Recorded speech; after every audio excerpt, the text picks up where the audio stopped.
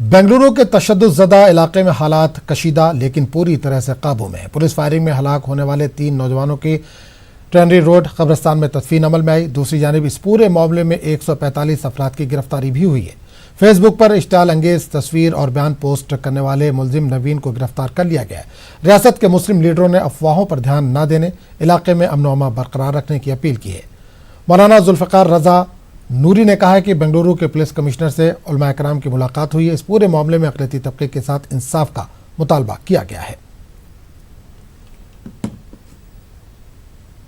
के अंदर जो हादिसा हुआ, मैं और हमारे शिवाजी नगर एमएलए रिजवान साहब ने 3:30 बजे तक उधर ही थे। जाके बहुत जद्दोजहद कोशिश किए, आवाम से बहुत आजिज़ाना गुजारिश भी किए कि क़ानून अपने हाथ में मत लो करके, मगर हमारी बात ना सुनते हुए उधर फसाद हो गया। तो अभी एक रूमर्स आया हुआ है कि अमीर शरीयत ने टाउन हॉल के पास मीटिंग बुलाया करके। ऐसा अमीर शरीयत से भी मैं फ़ोन के ज़रिए बात किया। अमीर शरीयत ने कोई मीटिंग नहीं बुलाया, ये रूमर्स है। मेहरबानी कर और रूमर्स को कोई भी टाउन हॉल नहीं जाए, ऐसा कोई अमीर शरीयत ने बुलाया नहीं। हमारे हुजूर के बारे में जो गलत बोला था ऑलरेडी उसको अरेस्ट कर चुके हैं, उसको कानून उसको सख्त से सख्त सज़ा देगी। चंद लोग पुलिस स्टेशन जाके उस मुजरिम को अपने हवाले करने के लिए डिमांड किया, तो पुलिस ने इनकार किया, तो झगड़ा हुआ। उसके बाद में जो है लोग कानून अपने हाथ में लिए, पुलिस स्टेशन में आग लगाई और पुलिस जीप को भी आग लगाई। पुलिस कंट्रोल करने की बहुत कोशिश की मगर कंट्रोल नहीं कर सके। आखिर में पुलिस फायरिंग की जिसमें 3 नौजवान हिलाक हो गए। हम उनके माँ बाप को, उनके बेटों को लौटा नहीं सकते, हम किसी बहन को, अपने भाई को लौटा नहीं सकते। अगर कभी जुर्म हुआ है या गुनाह हुआ है, उसको इंसाफ हासिल करने के लिए बहुत सारे रास्ते हैं। मैं अपने नौजवानों से गुजारिश करूंगा कि पुलिस ने वादा किया है और आज सुबह हमारे कमिश्नर साहब के साथ उलमाए किराम और मुअस्सिसीन के साथ मीटिंग हुई है। उन्होंने पूरा भरोसा दिया है कि अब इंशाअल्लाह इसके बाद इस तरह से कोई भी अगर हरकत नहीं होगी, हम पूरा ख्याल रखेंगे और उसको भी सख्त सज़ा दी जाएगी। तो मैं आप हजरात से, नौजवानों से गुजारिश करूंगा, कानून को हाथ में लेने की कोशिश न करें। बेंगलुरु तशद्दुद मामले में येडियुरप्पा हुकूमत ने सख्त कार्रवाई का हुक्म दिया। येडियुरप्पा हुकूमत ने कहा है कि मुजरिमों को किसी सूरत में बख्शा नहीं जाएगा। हुकूमत ऐसी इश्तियाल अंगेज कार्रवाइयों को बर्दाश्त नहीं करेगी। पुलिस अवाम पर हमले नाकाबिल कबूल है। जुर्म का इर्तिकाब करने वालों पर लाजमी तौर से कार्रवाई की जाएगी। आपको बता दें कि बेंगलुरु तशद्दुद में 3 लोगों की मौत हो गई है, जबकि 60 से ज्यादा पुलिस एहलकार भी इसमें जख्मी हुए हैं।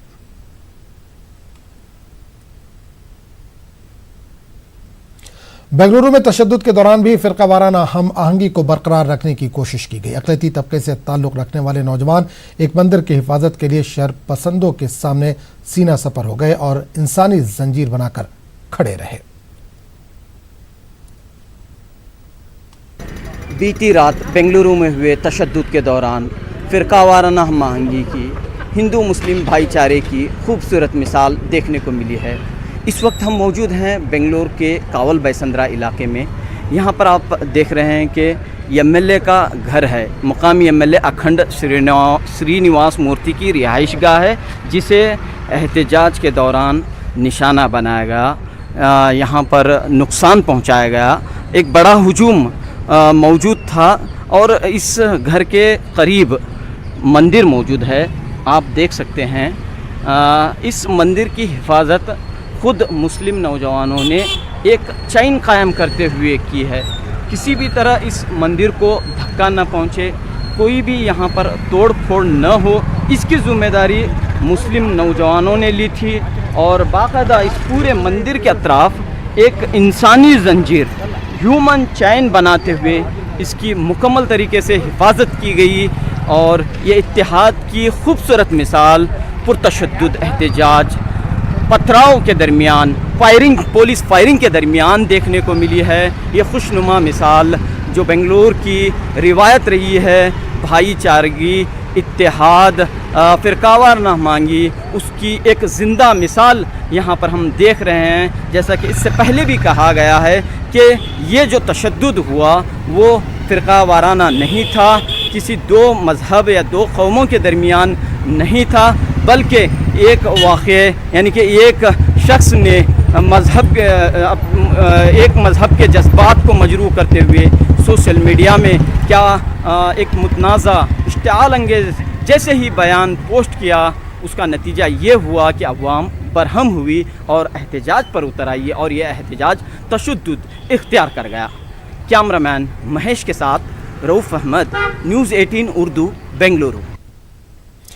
कर्नाटक के दारुल हुकूमत बेंगलुरु में हुए तशद्दुद की जमात अहले हदीस ने मजम्मत की है। साथ ही मजहबी जज्बात को भड़काने वाले मुलजिम के खिलाफ सख्त कार्रवाई का भी मुतालबा किया है।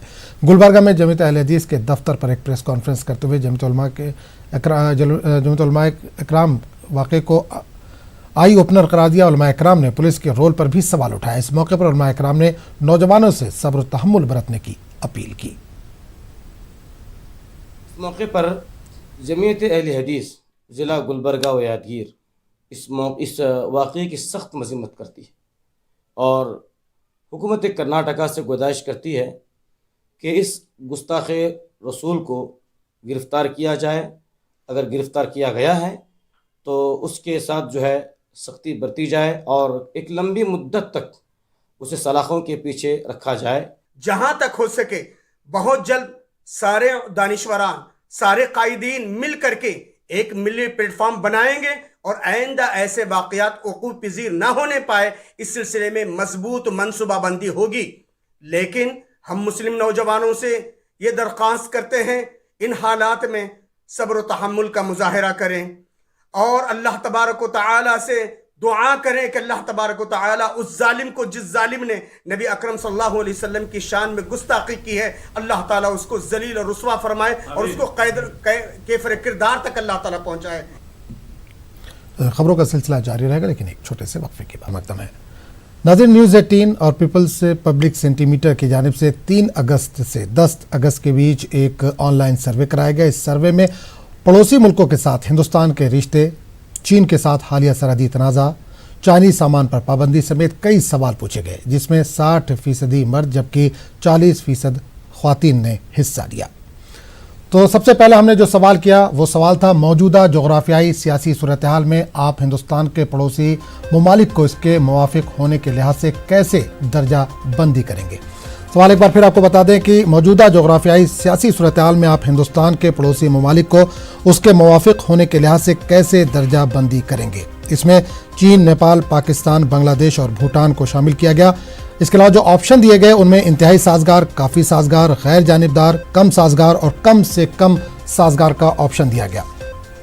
सबसे पहले चीन के ताल्लुक से जो जवाब हमें मिले, इंतहाई साजगार के ताल्लुक से 19% लोगों का कहना है कि इंतहाई साजगार है, जबकि 12% का कहना है कि ये काफ़ी साजगार है, 12% का कहना है कि ये गैर जानिबदार है, जबकि 26% का कहना है कि ये कम साजगार है, 30% लोगों ने कहा है कि ये कम से कम साजगार है। ये चीन के ताल्लुक से जो रद्द-ए-अमल आया है लोगों का वो ये है।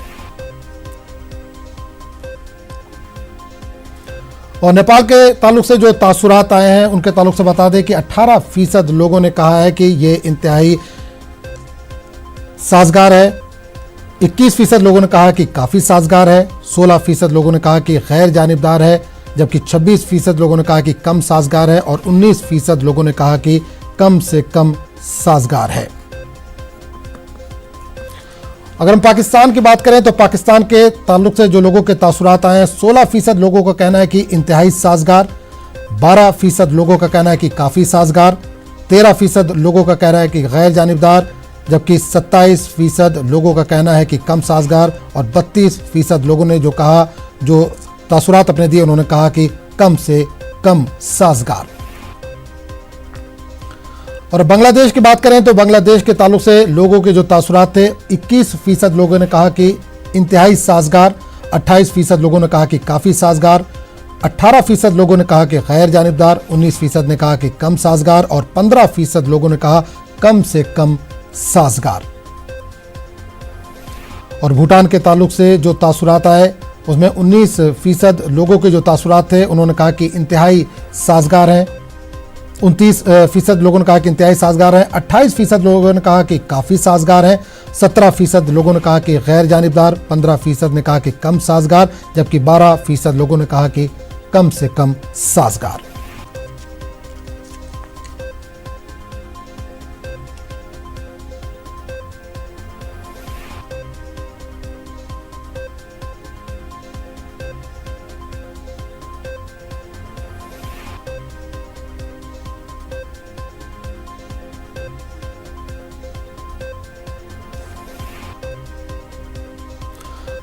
और हमने जो दूसरा सवाल पूछा उसमें कहा गया कि अगर आपसे अपनी राय जाहिर करने के लिए कहा गया है तो आप कोविड-19 वबाई अमराज से निपटने के मामले में हिंदुस्तान और पड़ोसी ममालिक की कारकर्दगी की दर्जाबंदी कैसे करेंगे।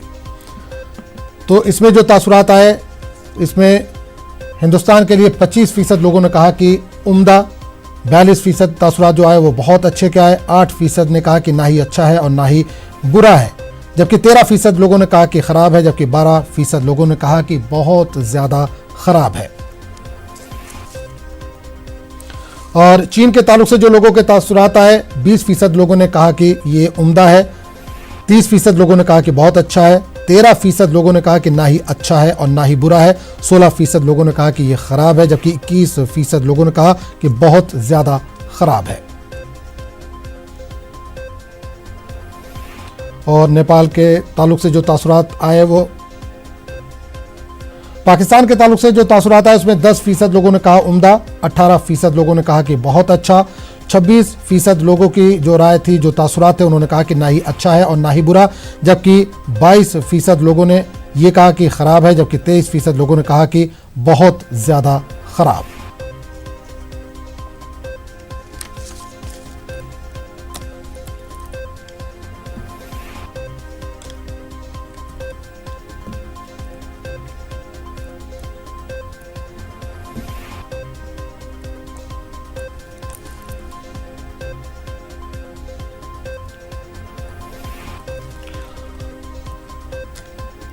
और तीसरा सवाल हमने जो किया वो हिंद चीन ताल्लुकात से मुतालिक सवाल था कि कोविड-19 वबाई बीमारी के दरमियान क्या आमतौर पर चीन के बारे में आपका ख्याल बदल गया है, अगर हाँ तो फिर क्यों।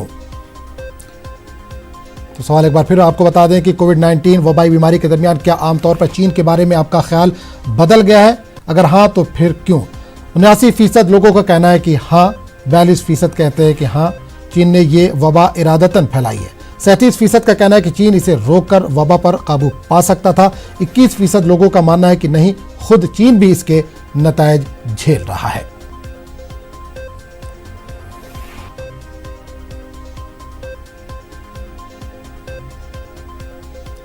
हमने जो चौथा सवाल किया, हिंद चीन के दरमियान तनाव के दरमियान क्या आमतौर पर चीन के बारे में आपका ख्याल बदल गया है, अगर हाँ तो फिर क्यों। तो 82% लोगों ने कहा हाँ, 48% का कहना है कि अगर इन्होंने दुनिया का ध्यान कोरोना वबा से ।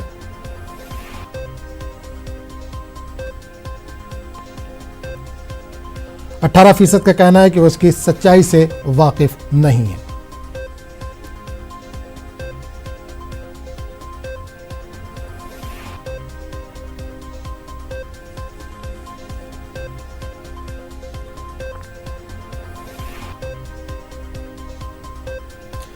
और पांचवा सवाल था, वबाई अमराज और सरहदी उमूर के पेश नज़र क्या आपको लगता है कि चीन से तिजारती मामलात कम करना चाहिए। तो सवाल एक बार फिर आपको बता दें कि वबाई अमराज और सरहदी उमूर के पेश नज़र क्या आपको लगता है कि चीन से तिजारती मामलात कम करने चाहिए। 77% लोगों का कहना है कि हाँ, 13% लोगों ने इस बारे में कहा कि वो श्योर नहीं है, कंफर्म नहीं है। 10% का कहना है कि कोरोना वबा का असर तिजारती रिश्तों पर नहीं पड़ना चाहिए।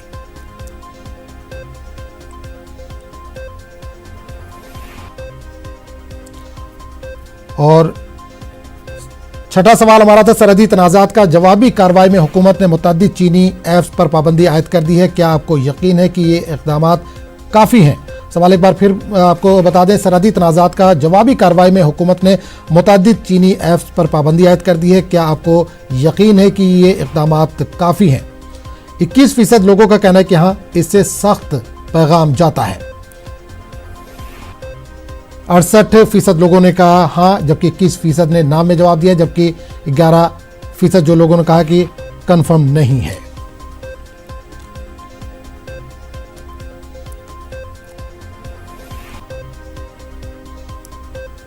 और सातवां सवाल जो हमने किया, वबाई मर्ज और हालिया हिंद चीन सरहदी हमले में इनके किरदार को देखते हुए हिंदुस्तानी कंपनियों में चीनी सरमायाकारी के बारे में आपके क्या ख्यालात हैं। सवाल एक बार फिर बता दें, वबाई मर्ज और हालिया हिंद चीन सरहदी हमले में इनके किरदार को देखते हुए हिंदुस्तानी कंपनियों में चीनी सरमायाकारी के बारे में आपके क्या ख्यालात हैं। 34% का मानना है कि चीनी सरमायाकारी पर पाबंदी आयद हो। 21% का मानना है कि सरमायाकारी में वाज़ेह कमी की जानी चाहिए। 19% का कहना है कि कुछ हद तक कमी की जानी चाहिए, जबकि 16% का कहना है कि सरमायाकारी को इससे असरअंदाज नहीं होने देना चाहिए, जबकि 10% इस बारे में राय कायम नहीं कर पाए।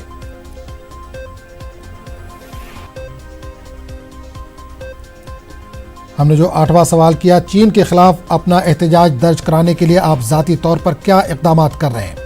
सवाल एक बार फिर बता दें कि चीन के खिलाफ अपना एहतजाज दर्ज कराने के लिए आप ज़ाती तौर पर क्या इक़दाम कर रहे हैं? इसमें 29% कहते हैं कि हमने चीनी ऐप्स और टूल्स का इस्तेमाल रोक दिया है। 51% ने कहा कि इसने चीनी सामान खरीदना छोड़ दिया है।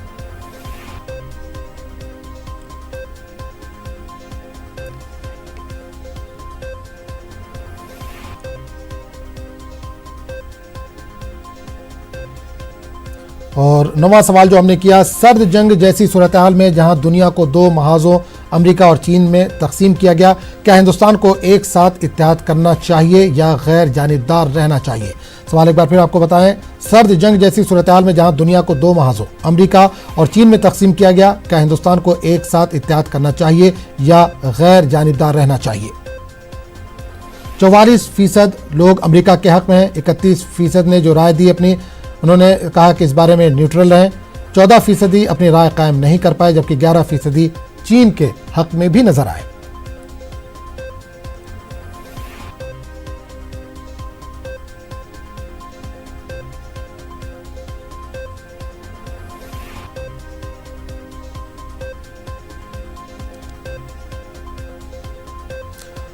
और इस सर्वे में हमने जो 10वां सवाल पूछा कि क्या आपको यकीन है कि इस वबाई मर्ज के बाद चीन ज्यादा ताकतवर बनकर उभरेगा और दूसरी मईशतों के लिए खतरा साबित होगा? सवाल, क्या आपको यकीन है कि इस वबाई मर्ज के बाद चीन ज्यादा ताकतवर बनकर उभरेगा और दूसरी मईशतों के लिए खतरा साबित होगा? तो इसमें 34% का कहना है हाँ, ये खतरा साबित हो सकता है। 28% इसे भारत के लिए चैलेंज मानते हैं, हिंदुस्तान के लिए चैलेंज मानते हैं। 20% का कहना है नहीं, जबकि 18% इस बारे में श्योर नहीं है, उन्होंने कोई सही जवाब नहीं दिया।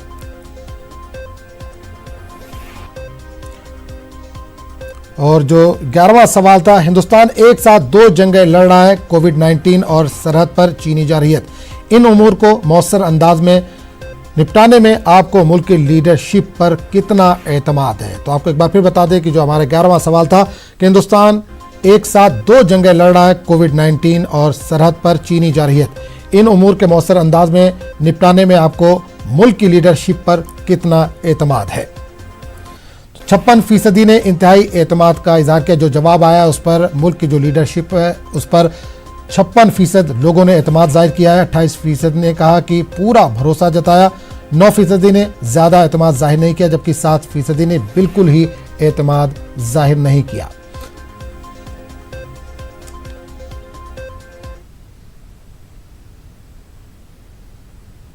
खबरों का सिलसिला जारी रहेगा, लेकिन एक छोटे से वक्फे के बाद।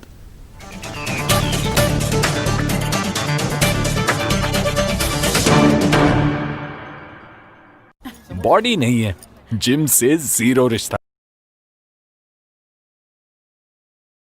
नेटवर्क, न्यूज़ 18 नेटवर्क।16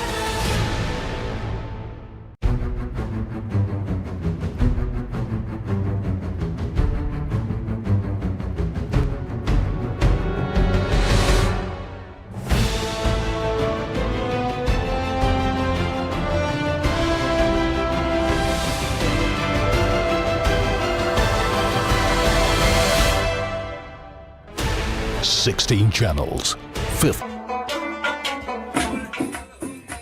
तबले और नुट की थाप से जुड़ेंगे रबाब और जल तरंग। सारंगी और सितार के साथ मिलेगा संतूर का रंग, और झूम के गाएंगे आवाज के मलंग। कश्मीर में साजो आवाज से निकलेंगे सुकून के धारे, जब झिलमिलाएंगे कश्मीर के सितारे। अगर आप में है साजो आवाज का हुनर तो अभी व्हाट्सएप करें अपना वीडियो न्यूज़ 18 उर्दू के टैलेंट हंट शो में और जमाने को दिखा दें कि आप हैं कश्मीर के सितारे। जल्द आ रहा है सिर्फ न्यूज़ 18 उर्दू पर।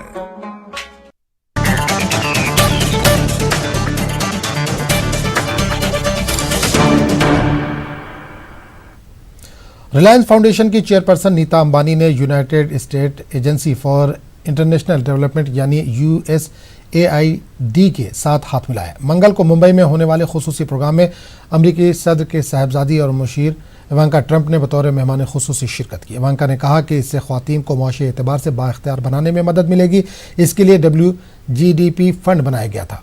वहीं मुंबई में तकरीब से खिताब करते हुए रिलायंस फाउंडेशन की चेयरपर्सन नीता अंबानी ने कहा कि इन्हें यह ऐलान करते हुए फ़ख्र और खुशी महसूस हो रही है कि रिलायंस फाउंडेशन GDP और W के साथ शराकत में एक साथ आ रही है। इस शराकत दारी से ख्वातीन को कारोबार से मुंसलिक और फ़रोग़ देने में मदद मिलेगी। वहीं WGDP के साथ हिंदुस्तान में वीमेन कनेक्ट चैलेंज का आगाज़ किया जाएगा ताकि जेंडर डिवाइड ख़त्म हो। आपको बता दें कि 2009 में पूरी दुनिया में ख्वातीन को माशी एतबार से बाइख्तियार बनाने के लिए विमेन ग्लोबल डेवलपमेंट प्रॉस्पेरिटी को लॉन्च किया गया था, जिसे बनाने में इवांका ट्रंप ने अहम किरदार अदा किया था।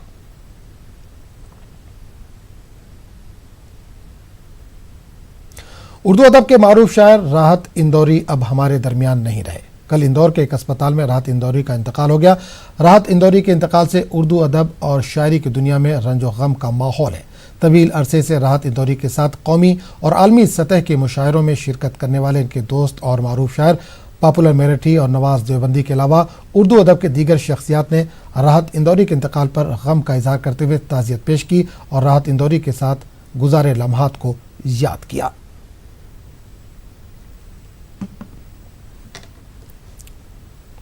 डॉक्टर राहत इंदौरी का इंतकाल कोई छोटा मोटा हादसा नहीं, अदबी दुनिया का एक बड़ा सानेहा है। राहत साहब एक शख्स नहीं, एक अंजुमन थे और मुशायरों का बेताज बादशाह। राहत साहब ने मतलब अपने पढ़ने के लहजे से एक अपनी परफॉर्मेंस से एक नई आर्ट क्रिएट की और आपने महसूस किया होगा कि पूरी दुनिया में उन जैसे लहजे से पढ़ने वाला आदमी कोई दूसरा नहीं था। एक अजीम इंसान इस दुनिया से चला गया तो वो पूरे हम शायरों के लिए मतलब पूरी अदबी दुनिया को एक सोगवार करके चले गए और उन जैसा तो सदियों में पैदा होते हैं ऐसे लोग जो हर दिल अजीज हो, सभी के दिल में राज करते हो। हर आदमी, हर इंसान, हर बच्चा, छोटा बड़ा राहत इंदौरी से मुतारिफ था, उन्हें जानता था, उनकी शायरी सुनाता था। खासकर जो फिरका परस्ती का माहौल पिछले 35-40 वर्षों में हिंदुस्तान में आम हुआ है, राहत इंदौरी ने इसकी जबरदस्त मुखालफत अपनी शायरी में की है। राहत इंदौरी इस वक्त के हिंदुस्तान के नुमाइंदा शायर के तौर पर अपनी शनाख्त रखते थे। उनका चला जाना हम सबके लिए बहुत ही नुकसान और बहुत ही गमो अंदोह की बात है। मारूफ शायर डॉक्टर राहत इंदौरी के इंतकाल पर झारखंड के अदबी हलकों में भी गम का माहौल है। रियासत के शोरा इकराम का कहना है कि राहत इंदौरी के इंतकाल से उर्दू ज़बान व अदब को खासा नुकसान पहुंचा। इनका कहना है कि शेर व शायरी के हवाले से राहत इंदौरी ने उर्दू ज़बान को बुलंद मुकाम अता किया। इन्होंने इनके इंतकाल पर गहरे सदमे का इजहार किया है। राहत इंदौरी का इंतकाल एक उर्दू अदब पर बहुत बड़ा सान्हा है और इनके इंतकाल पर मुराद से झारखंड, बिहार, बंगाल सारे और करीब करीब पूरे हिंदुस्तान पर इसका असर है और बहुत ज़्यादा असर है, क्योंकि इतना बेबाक बोलने वाला, इतना बेबाक कहने वाला और इतना बेबाक पढ़ने वाली शख्सियत थी जिसकी कोई मिसाल नहीं है। राहत इंदौरी का दुनिया से रुखसत हो जाना उर्दू ज़बान व अदब के एक बाब का ख़त्म होना ही नहीं, बल्कि उस रवायत का, उस ट्रेडिशन का ख़त्म होना है जिसने उर्दू के मुशायरों में, कवि सम्मेलनों में अपनी गारदार आवाज़ और इनफरादी लब व लहजा से एक नया चिराग रोशन किया। बैनुल-अक़वामी शोहरत याफ्ता शायर डॉक्टर राहत इंदौरी के इंतकाल से अदबी हलकों में गम की लहर दौड़ गई है। मारूफ शायर और नाज़िम मुशायरा अबरार काशिफ ने भी डॉक्टर राहत इंदौरी के इंतकाल पर रंज का इजहार किया। अबरार काशिफ ने कहा, डॉक्टर राहत इंदौरी न सिर्फ एक अच्छे शायर बल्कि बावकार शख्सियत के मालिक थे। उनके मुनफरिद लबो लहजे ने मुशायरों को जो बुलंदियाँ अता की उसको फरामोश नहीं किया जा सकता। अबरार काशिफ ने कहा कि डॉक्टर राहत इंदौरी अपनी शायरी के जरिए हमेशा लोगों के दिलों में जिंदा रहेंगे। राहत साहब ने मुशायरों के ज़रिए से ज़बान और तहज़ीब के फ़रोग़ का जो काम किया है, वो काम उनके नाम के साथ वाबस्ता है, उनसे मंसूब है, वो याद रखा जाएगा रहती दुनिया तक। राहत इंदौरी बड़ी ही पुरवकार शख्सियत के मालिक थे। उनका अपना तर्ज़ शायरी जो था वो भी आप सब लोग जानते हैं। बड़े एटीट्यूड वाले शायर राहत साहब थे और हम उनको याद ही कर सकते हैं इस वक्त। उन्होंने हमेशा अपनी शायरी के ज़रिए, अपने जुमलों के ज़रिए, अपनी गुफ्तगू के ज़रिए लोगों को जोड़ने का काम किया है। वो एक दर्दमंद दिल रखने वाले शख्स थे और मैं ज़ाती तौर पे राहत इंदौरी के इस चले जाने के नुकसान को महसूस कर रहा हूँ, इसे बर्दाश्त कर रहा हूँ। मुझे यकीन है कि ये इस नुकसान की तलाफ़ी मुझसे नहीं हो सकती। इस बुलेटिन में फ़िलहाल इतने। मज़ीद ताज़ा तरीन खबरों के लिए आप लॉगिन कर सकते हैं